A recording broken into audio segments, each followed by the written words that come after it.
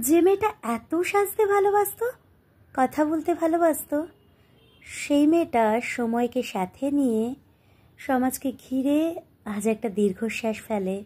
ভাবতে লাগলো, মানুষ কি আর আগের মতো আছে?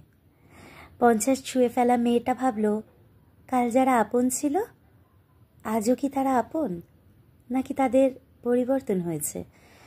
এখন তো গুছিয়ে কথা বলারও সমস্যা এসেছে।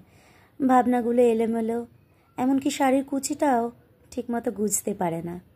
তবে কি মেয়েটার সকাল থেকে দুপুর, দুপুর গড়িয়ে সন্ধে নামছে? সময়ের সাথে সাথে নিজের ঠোঁটের লিপস্টিকের লাল রঙটাও ফ্যাকাশে হয়ে যাচ্ছে। লাল রঙটা হালকা কাঁচা পাকা চুলে বড্ড বেমানান। মনে হয় কেউ কেউ আমায় দেখে গোপনে ব্যঙ্গ করছে।